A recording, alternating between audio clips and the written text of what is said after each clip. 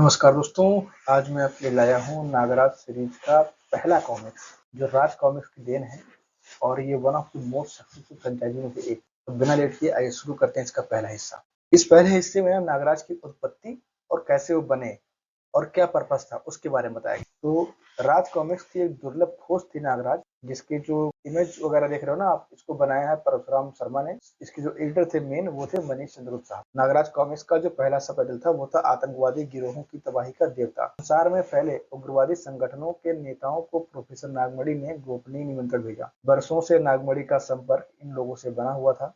Professor द्वारा उन्हें महत्वपूर्ण सूचनाएं मिला करती थी, लेकिन इस बार कोई विशेष बात थी। प्रोफेसर ने उन्हें सूचना दी थी कि वह आतंकवादी गिरोहों के लिए सबसे खतरनाक हथियार बनाने में कामयाब हो गया और अब अपने इस हथियार को किराए पर चलाना चाहता है। उसने इस हथियार का नाम रखा था नागराज। रंगून की एक इमारत में विभिन्न देशों से आए आतंकवादी नेता एकत्रित हो गए थे। कुछ लोग बात कर रहे थे आपस में, जैसे यहाँ का मौसम खासा गर्म है, कनाडा और बर्मा की भौगोलिक स्थिति बहुत भिन्न है।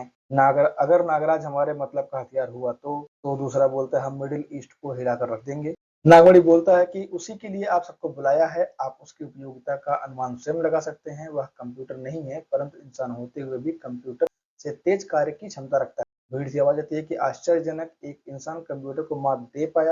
हो सकता है कि ये गप। नागमणि बोलता है कि नागराज अभी सामने के मंच पर प्रकट होगा, जहां आप उसकी क्षमताओं और ताकत का प्रदर्शन देखेंगे। नागराज मंच पर प्रकट हो गया। सभी मेहमानों को नागराज का अभिवादन। आप लोग दुनिया में खतरनाक आतंकवादी संगठनों के सरदार हैं। आप सभी किसी न किसी फन में महारत हासिल किए हुए हैं। आप में से 4 ऐसे व्यक्ति मंच पर आ जाएं जिनका निशाना अचूक हो। हॉल में 4 व्यक्ति उठकर मंच पर आ गए। सबसे पहले आप लोग अपना परिचय दें। वे अपना परिचय देने लगे। मुझे जॉनी कहते हैं, मैं टेक्सास का सबसे खतरनाक गनमैन हूँ जिसकी कोई भी गोली आज तक खाली नहीं। मुझे यूसुफ बिन अली खान कहते हैं, मिडिल ईस्ट में मुझे मौत का सौदागर कहा जाता है। अगर आप कहें कि उड़ती चिड़िया की आंख में गोली मारनी है तो गोली आंख पर ही लगेगी। मैं डॉन हूँ, यूरोप का सबसे खतरनाक गन मास्टर। मैं हूँ हुड, पश्चिमी जर्मनी में मुझे निशाने का रॉबिन हुड कहा जाता है। नागमणि बोलता है, आप लोग शपथ लें कि अपनी गोली से नागराज को खत्म करके नीचे उतरे। हम सब कसम खाते हैं। मैं इस घड़ी में अलार्म भर रहा हूँ। 1 मिनट के अंदर अंदर अलार्म बजेगा और अलार्म बजते ही आप अपनी गन निकाल कर नागराज पर फायर कर सकते हैं। 1 मिनट बाद ट्रिन ट्रिन ट्रिन की आवाज बजती है और आ उफ उफ की आवाजें आती हैं। क्या हुआ? उन्हें क्या हो गया? अरे सांप! उनकी कलाई पर मैंने सांप देखे थे, लेकिन सांप कहाँ से आ गए? क्या चारों मर गए? नागराज उन्हें जीवन दान दो। चारों को नागराज के जहरीले सांपों ने डस लिया था। नागराज उनका जहर खींचकर उन्हें जीवित करने में सक्षम था। शीघ्र ही आप चारों ने क्या देखा? मैं कुछ देख ही नहीं पाया। जैसे ही रिवॉल्वर मेरे हाथ में आया, मैंने कलाई पर एक सर्प को लिपटा देखा जो डंक मारते ही न जाने कहाँ गायब हो गया। यही हमारे साथ भी हुआ था। चारों वापस अपनी सीटों पर बैठ गए। अब मैं किसी फाइटर को तलब करता हूँ जो जिस विद्या का फाइटर होगा नागराज उसी फन का प्रदर्शन करेगा। 2 लोग आते हैं, मैं मार्शल आर्ट्स का महारथी हूँ। Yes, I am a kung फू मैन। मार्शल आर्ट्स के दोनों योद्धा मंच पर आए। और कोई है इस आर्ट का महारथी? नागराज तुम दोनों का अकेला प्रतिद्वंदी होगा, इसे खत्म कर दो। और फिर साए ठाक ठाक फुस फुस, यह स्नैक हेड है। मैं इसके सामने पहले दर्जे की बालक की तरह लड़ा। कमाल है, सांपों की रस्सी बनी है और नागराज उस पर झूलता हुआ। Oh my God! क्या तुम लोग नागराज की कोई और परीक्षा लेना चाहते हो? नहीं, हम इस प्रदर्शन से संतुष्ट हैं। प्रोफेसर नागमणि, आपने शानदार हथियार का निर्माण किया है। इसके अलावा भी नागराज की बहुत सी विशेषताएं हैं जो समय आने पर आपको मालूम हो जाएंगी। गोलियों से छलनी होने पर नागराज खुद ही उन्हें निकालकर अपने मार्ग पर चलता बनेगा और इसके शरीर से एक बूंद भी खून नहीं टपकेगा। इसके शरीर के रक्ताणु आम इंसानों की तरह नहीं है, उनकी प्रक्रिया बड़ी तेज और सुरक्षित है। नागराज के जिस्म पर जख्म होते ही उनका काम मशीनी अंदाज में शुरू होता है। पहले ये रक्ताणु अंदर पहुंच चुके हानिकारक पदार्थों को बाहर निकाल फेंकते हैं और फिर किसी माहिर सर्जन की तरह जख्म को बंद कर देते हैं। यह प्रक्रिया बड़ी तेजी से होती है और इस बीच उनका दूसरा दल घाव से रक्तस्राव रोके रहता है। और यह हथियार दुनिया के आतंकवादी गिरोहों के लिए तैयार किया जाता है। आने वाले 5 सालों में इसका कोर्स स्वतः पूरा हो जाएगा और 5 साल बाद नागराज दीवारों से आर पार होने का कमाल हासिल कर लेगा। किसी दूर की वस्तु को इच्छा शक्ति से स्पर्श किए बिना उठा लेगा। गप ही लगती है यह बात। मुझे इसकी आसाम में तोड़ फोड़ के लिए तुरंत जरूरत है। अब नागराज की बोली लगेगी। सबसे ऊंची बोली को नागराज को भाड़े पर लेने का रेट तय समझा जाएगा और ऊंची बोली वाले को नागराज के प्रयोग के लिए प्राथमिकता दी जाएगी। और मैं इसकी जगह बैठे बैठे दुनिया का सबसे बड़ा धनवान और इंसान ताकतवर इंसान बन जाऊंगा। बोली शुरू की जाए। $5,000, $10,000, $50,000, $1,00,000। अंतिम बोली $1,00,000 की, तो नागराज के एक मिशन की कीमत $1,00,000 निश्चित की जाती है। मिस्टर बुलडॉग की बोली सबसे ऊंची है, इसलिए उन्हें नागराज का प्रयोग करने का अधिकार दिया जाता है। और मिस्टर नागराज के सम्मान में आज हम एक पार्टी रखेंगे। शाम को पार्टी में मिस्टर बुलडॉग, बधाई हो आप, क्या आपने हिंदुस्तान में तोड़फोड़ के लिए कोई बड़ा ठेका ले लिया है? यह तो सौदा है भाई, मैं उसके 1 करोड़ का डाका भी डलवा सकता हूँ। फिर तो तुम्हारी निगाह में जरूर कोई बहुत बड़ा खजाना है। अपना अपना कारोबार है दोस्त, हमारी शुभकामनाएं आपके साथ हैं। हम अगले माह की बुकिंग कर लेंगे। आतंकवादी गिरोहों के सरदारों का यह सम्मेलन समाप्त हो गया और बुलडॉग नागराज को लेकर चल पड़ा। दोनों हेलीकॉप्टर से जा रहे हैं और बुलडॉग बोलता है, नागराज, तुम्हें कबीले वालों की मंदिर में एक प्राचीन मूर्ति चोरी करनी है। वह मूर्ति बहुत प्राचीन है, सभी कबीले वाले उसकी पूजा करते हैं और वह 1 करोड़ रुपए मूल्य की है। नागराज बोलता है, मूर्ति तो कोई भी चोरी कर सकता है। तभी हेडक्वार्टर आ गया है, बाकी बातें नीचे होंगी। नागराज देवी की मूर्ति चोरी करना इतना आसान होता तो कभी की वह मूर्ति चोरी कर ली जाती। मुश्किल क्या है? कबीले के मंदिर में रखी वह मूर्ति पौराणिक है और कबीले के लोग उस मूर्ति के लिए प्राणों का भी बलिदान कर देते हैं। मैं मूर्ति को आसानी से चुरा लूंगा, लेकिन फिर भी देवी की मूर्ति चोरी करना इतना सरल नहीं है, क्योंकि उसकी रक्षा मंदिर में रहने वाले सैकड़ों नाग करते हैं। नाग? नाग वैसे तो किसी को कुछ नहीं कहते, लेकिन जब कोई मंदिर में बुरी नीयत से आता है तो उसे डस लेते हैं। यह तो बहुत विचित्र मामला है। हमारे 5 आदमी मारे जा चुके हैं। मैं मूर्ति चुरा लाऊंगा। उस मूर्ति की सुरक्षा का क्या प्रबंध है? उस मूर्ति की सुरक्षा एक सन्यासी भी करता है। लोग उसे महात्मा गोरखनाथ के नाम से पुकारते हैं। वह सन्यासी आसाम के जंगलों में कहीं रहता है, लेकिन उसका निवास किसी को मालूम नहीं। वह सफेद बालों वाला शक्तिशाली इंसान है। वह भी मुझे नहीं रोक सकेगा। वह एक चमत्कारी इंसान है। लोग कहते हैं उसकी आयु 200 वर्ष है। सभी कबीले वाले उसकी बात मानते हैं। मैं उसका भी खेल खत्म कर दूंगा। नागराज ने मिशन पर रवाना होने की तैयारी पूरी कर ली और बुड्ढा पूछता है, क्या तुम किसी को साथ ले जाना चाहोगे? नागराज बोलता है, नहीं, बस राका मुझे जंगल की सीमा तक छोड़ देगा। राका बोलता है, मैं तुम्हें पुल के पास छोड़ दूंगा, वापसी में जीप वहीं मिल जाएगी। पुल पर पुल पार करके नागराज बस्ती में पहुंच गया। बस्ती में इंसानों का पहरा भी है, इसे गुजर जाने देता हूँ, ऐसा नागराज सोचता है। फिर मंदिर के पीछे के हिस्से में जाकर नागराज देखता है कि जो मंदिर का पिछला हिस्सा है वो बड़ी खतरनाक पहाड़ी पर है।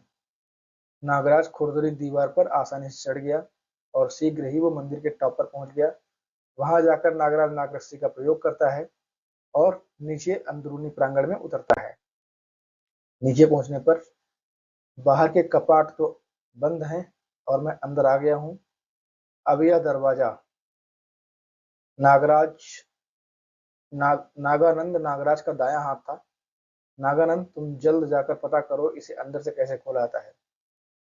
और नागानंद अंदर आता है। इतने में दरवाजा खुलता है तो नागराज सोचता है कि मेरे शागिर्द ने अपना कमाल दिखा दिया और अंदर से बड़ा अलौकिक प्रकाश बाहर आ रहा है। तभी कुछ नाग आते हैं फुस फुस करके और नागराज को डसने की कोशिश करते हैं। अरे नादानो, तुम मुझ पर जहर उगल रहे हो, ठहरो अभी मजा चखाता हूँ। नागराज के शरीर पर इस डसने वाले सांप पानी बनकर पिघल जाता था। देख लो नागराज पर जहर उगलने का अंजाम। बचे हुए नाग नागराज की जहरीली फुंकारों से धराशायी हो गए और फिर नागराज मूर्ति की तरफ लपका। लेकिन तभी पीछे से एक बड़े सांप ने फुस की आवाज की और नागराज बोलता है कि यह मुकाबला जोरदार रहेगा। मेरी जहरीली फुंकार का इस पर प्रभाव नहीं हुआ, इसका मतलब यह किसी विशेष दर्जे का नाग है। और दोनों में फाइट होती है, फुस फुस धुप धप की। और लास्ट में नागराज जीत जाता है और बोलता है कि उफ, काफी खतरनाक बला थी, सचमुच ही इस मूर्ति को चुराना आसान काम नहीं है। लेकिन अब यह मूर्ति मेरे हाथों में है, अब यहाँ से चलना चाहिए। और फिर वो नाग रस्सी बना करके नीचे उतर आता है। गश्त करते चौकीदार ने मंदिर के गुम्बद पर प्रकाश देखा तो बोलता है कि वह कौन है मंदिर के गुम्बद पर। बस्ती में शंख और तुरही बज उठे तो खतरे का संकेत था। और नागराज बोलता है कि खतरा, मुझे इस बस्ती से तुरंत निकल जाना चाहिए। वह भाग रहा है, पकड़ो, घेर लो, जाने न पाए, बस्ती वाले ऐसा बोलते हैं। कबीलों को खबर कर दो, चारों तरफ से डेरा डाल दो, और वो तिरछे भाले और तीर बौछार करते हैं। नागराज अपने नागपाश का इस्तेमाल करता है, उनको सांपों से डसवा देता है कबीले वालों को, और भागकर एक पहाड़ी पर चढ़ जाता है। लेकिन देखता है कि चारों तरफ से घेरा डाला जा रहा है, मसाले ही मसाले चल रही हैं, और कुछ को लड़ाई भी होती है ढिसुम ढिसाम साए सूं की, और फिर वह पेड़ों के ऊपर से चढ़ने का फैसला करता है। नागराज पेड़ों के ऊपर से चलते हुए पहाड़ी के टॉप पर पहुंच जाता है, और कबीले वाले सोचते हैं, अरे कहाँ गया, वो देखो उस पहाड़ी पर है। तो नागराज सोचता है, कमबख्त पहाड़ी पर चढ़ रहे हैं, क्यों ना इन्हें बड़े पत्थरों से लुढ़का दूं और मार दूं। वो ऊपर से पत्थर लुढ़का लेता है, और नीचे कबीले वाले घायल हो जाते हैं, और उनके पास बचते हैं कुछ तीर भाले, और बोलता है कि अब इन तीर भालों से कुछ नहीं होने वाला। शीघ्र ही नागराज पुल पर पहुंच गया, वहां जीप खड़ी थी, वह जीप में सवार हो गया, और कुछ आगे बढ़ने पर देखता है कि एक पेड़ गिरा हुआ है और जीप आगे निकल नहीं सकती। इस पेड़ नागराज सोचता है कि इस पेड़ को हटा दूं, ऐसे पेड़ों को तो मैं आसानी से उखाड़ सकता हूँ। नागराज पूरी ताकत से पेड़ हिलाने की कोशिश करता है, लेकिन पेड़ टस से मस नहीं हो रहा। तभी पीछे से आवाज आती है, कोशिश करो, शायद तुम इसे हटाने में सफल हो जाओ। फिर दूसरी आवाज आती है कि जब तक इस पेड़ की शाख पर मेरा पांव जमा हुआ है, तुम इसे उठा नहीं सकते। नागराज सोचता है, अच्छा तो ये वो सन्यासी है सफेद बालों वाला। पूछता है कि यह पेड़ तुमने गिराया है। सन्यासी बोलते हैं, हाँ मैंने गिराया है, और मैं ही इसे हटा सकता हूँ। नागराज बोलता, तुमने ऐसा क्यों किया। वो बोलते हैं, मुझे वह मूर्ति चाहिए। ओह तो ये बात है, मेरा रास्ता रोकने का अर्थ जानते हो। तुम जैसे इंसान का कोई रास्ता नहीं है, तुम भटके हुए इंसान हो। तो नागराज सोचता है, अच्छा कहीं ये बाबा गोरखनाथ तो नहीं है। बाबा बोलते हैं कि तुम सही सोच रहे हो बालक, मैं ही गोरखनाथ हूँ, यह मूर्ति वापस मंदिर में रखी जाएगी। नागराज बोलता है, मैं तुम जैसे साधु संतों की हत्या नहीं करता, इसलिए बेहतर है कि इस पेड़ को हटा दो और मुझे जाने दो। सन्यासी बोलते हैं, लो हटा दी मैंने, कर तुम्हारी इच्छा पूरी। पेड़ हट गया, अब मूर्ति मेरे हवाले कर दो और फिर तुम जा सकते हो।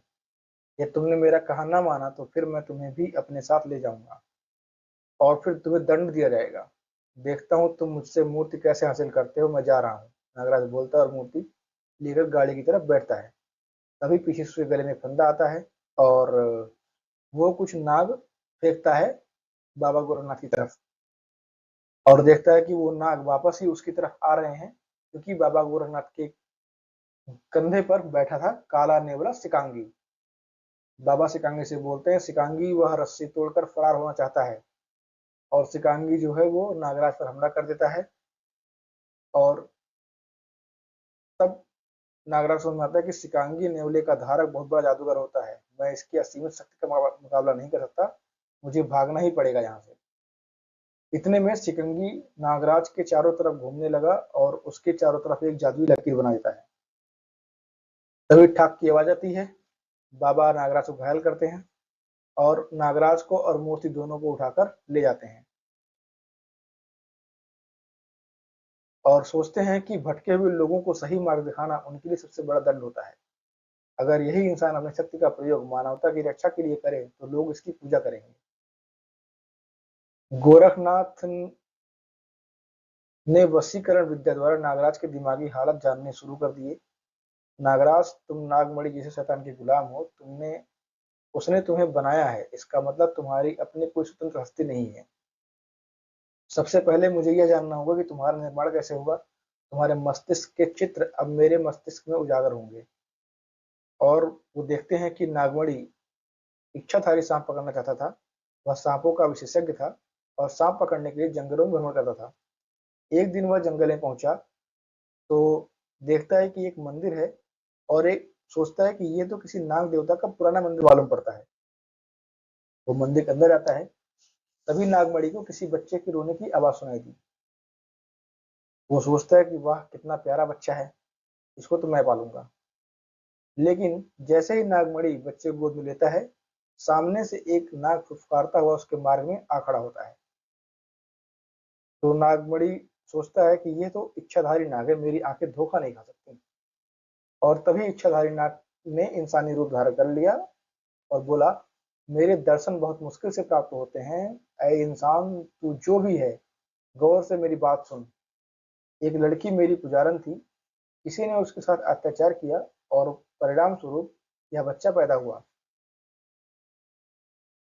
मरने से पहले उसने इस बच्चे को मेरी शरण में छोड़ दिया। तब से यह बच्चा इसी जगह है। मुझे इस बच्चे के संरक्षक की जरूरत थी, जो इसे पाल पोस कर जवान करे और इसे अपनी माँ के साथ हुए अन्याय का बदला लेने की काबिल बना सके। नागमणि बोलता है, मुझ पर विश्वास करो, मैं इसे वैसा ही बना दूंगा जैसा तुम चाहते हो। मैं इस बच्चे को पराक्रमी व बलवान बनाना चाहता हूँ। आज से 20 वर्ष बाद आज से 20 वर्ष बाद तुम इस जगह आना। मैं तुम्हें मृत अवस्था में मिलूंगा। तुम मेरे कंठ से विष की थैली निकाल लेना और मेरे शरीर का भस्म बनाकर इस बच्चे को खिला देना। इसमें एक दिन मेरे जैसी योग्यताएं स्वतः पैदा हो जाएंगी। और फिर वह सांप के रूप में परिवर्तित हो गया। परंतु याद रहे, मेरी भस्म बनाकर खिलाने से पहले इस बच्चे को 1000 जहरीले सांपों से डसवाना। हल्के जहर से तुम इसका प्रयोग शुरू कर सकते हो।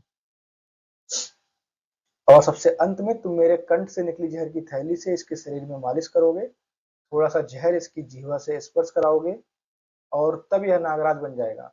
सांपों की कोई भी नस्ल इसे पराजित न कर सकेगी। नागमणि बोलता है, ठीक है, मैं ऐसा ही करूंगा। और नागमणि ने उस बच्चे पर प्रयोग शुरू कर दिया। वो सोचता है कि स्नैक मैन, यह मेरे जीवन का सबसे बड़ा आविष्कार होगा। जिस तरह राजा विष कन्या बनाते थे, मैं विष नर बनाऊंगा, जिससे जिसके 1000 सांप गुलाम होंगे। नागमणि ने उस पर अपने जहरीले सांपों का प्रयोग आरंभ कर दिया। इसके इसमें गजब की क्षमता पैदा होती जा रही है। धीरे धीरे इसकी क्षमता बढ़ती जाएगी। नागमणि के घर में ही नागराज बड़ा हुआ। अब वह वक्त आ गया है जब इच्छाधारी की भस्म इसे खिलाई जाए। और भस्म मलते ही नागराज के जिस्म की रंगत बदलने लगी। कुछ दिन बाद नागमणि बोला नागराज से, यह एक खौफनाक नाग की तरह नजर आ रहा है, जिसका चेहरा इंसानों जैसा है। और वह सोचता है कि मैं सफल हो गया। अब नागराज पर मेरा अंतिम प्रयोग बाकी है। नागराज के जिस्म पर इच्छाधारी सांप के जहर की मालिश की गई। लेकिन वह सोचता है कि मुझे इसके ब्रेन पर कंट्रोल रखना होगा। अब कुछ वर्षों बाद इसमें इच्छाधारी सांप के सब गुण आ जाएंगे। नागमणि ने नागराज के मस्तिष्क का ऑपरेशन करके उसमें एक कैप्सूल फिक्स कर दिया। और उसे पता था कि अब इसकी अपनी कोई इच्छा नहीं होगी। जो मैं सोचूंगा वही इसकी सोच होगी। और नागराज से बोलता है कि नागराज, तुम मेरे गुलाम हो। तुम एक ऐसी मशीन हो जो मेरे लिए काम करेगी। हाँ आका, मैं आपका गुलाम हूँ। 1000 सांप तुम्हारे रक्त में अदृश्य हो चुके हैं। जब तुम उन्हें जगाओगे तो वह तुम्हारे हाथों से जिंदा होकर बाहर निकल आएंगे। और एक दिन तुम में स्वतः अदृश्य होने की शक्ति उत्पन्न होगी। तब तुम इच्छाधारी सांप की संपूर्ण योग्यताएं प्राप्त कर लोगे। इस तरह गोरखनाथ ने नागराज की उत्पत्ति की पूरी कहानी जान ली। नागमणि इसे अपने स्वार्थ के लिए प्रयोग कर रहा है। इसके मस्तिष्क का कैप्सूल निकाल देना चाहिए। गोरखनाथ ने योग विद्याओं से नागराज के मस्तिष्क का ऑपरेशन किया और पिरोया गया कैप्सूल नष्ट कर दिया। जब नागराज को होश आया, अब तुम ठीक हो? तुम कैसा महसूस कर रहे हो? नागराज बोला, बहुत तरोताजा, जैसे कोई बोझ हट गया हो। क्या तुम आतंकवादी गिरोह के लिए अब भी काम करोगे? क्या तुम अब भी नागमणि के गुलाम हो? नागराज बोला, नहीं, मैं किसी का गुलाम नहीं हूँ। वह सारे दृश्य मुझे याद आ रहे हैं। मुझसे कितने भयंकर अपराध करवाए जाने वाले थे। लेकिन असली जंग अब से शुरू होगी। मैं दुनिया से आतंकवादी गिरोहों का सफाया कर दूंगा। मैं इन गिरोहों के सरदारों को पहचानता हूँ। लोग अब अधिक दिनों तक धरती पर नहीं रह सकेंगे। इसे सजा मिल गई है, यही सही रास्ते पर आ गया है। आपके चमत्कारी शिकांगी नेवले ने मुझे घेर लिया था। अगर यह देवता तुल्य नेवला आपके पास ना होता तो मैं आपके काबू में नहीं आता। काला नेवला शिकांगी नस्ल का होता है, जिसके दर्शन भी दुर्लभ होते हैं। यह नेवला वशीकरण का स्वामी माना जाता है। यह अपने आप में बहुत बड़ी जादुई शक्ति है। जंगली लोग इसकी पूजा करते हैं और जादूगर अपनी कला के लिए इसकी साधना करते हैं। यह नेवला गोरखनाथ ने बड़ी साधना से प्राप्त किया था और जब से शिकांगी उसके पास था, वह रहस्यमय शक्तियों का स्वामी बन गया था। तो गोरखनाथ बोलते हैं, मुझे शिकांगी ने ही इस बात की सूचना दी थी कि तुम मूर्ति चुरा कर भाग रहे हो। और किस रास्ते से भाग रहे हो? जाओ शिकांगी की कृपा से तुम आजाद हो। नागराज बोलता है, मैं आपको कभी नहीं भूलूंगा, आप सचमुच देवता हैं। न जाने मुझसे कितने अपराध होते और न जाने अब कब तक मैं नागमणि का गुलाम रहता, और जब भी मेरी आवश्यकता तुम्हें पड़े तुम मुझे याद कर लेना, तुम मुझे अपने मस्तिष्क में खड़ा पाओगे। जाओ, मेरा आशीर्वाद तुम्हारे साथ है। ऐसा गोरखनाथ ने उसे आशीर्वाद दिया। नागराज का नया जन्म हो चुका था, उसे बाबा गोरखनाथ का आशीर्वाद प्राप्त हो गया था और वह आतंकवादी गिरोहों के विरुद्ध उठ खड़ा हुआ था। अब देखना यह था कि उसका निशाना सबसे पहले कौन बनता है। उधर गोरखनाथ ने मूर्ति को यथास्थान उसी मंदिर में स्थापित कर दिया। मूर्ति तत्काल लौट आने से सांप्रदायिक दंगा और हिंसा रुक गई और कबीलों में गोरखनाथ की जय जयकार होने लगी। नागराज अपने सफर पर चल पड़ा। ये पहला पार्ट यहीं समाप्त होता है। मैं जल्दी ही इसका अगला पार्ट लेकर आऊंगा, और अगर आपने भी ये कॉमिक्स पढ़ा है तो प्लीज कमेंट बॉक्स में जरूर बताएं कैसी लगी। जल्दी मिलते हैं, तब तक के लिए जय हिंद।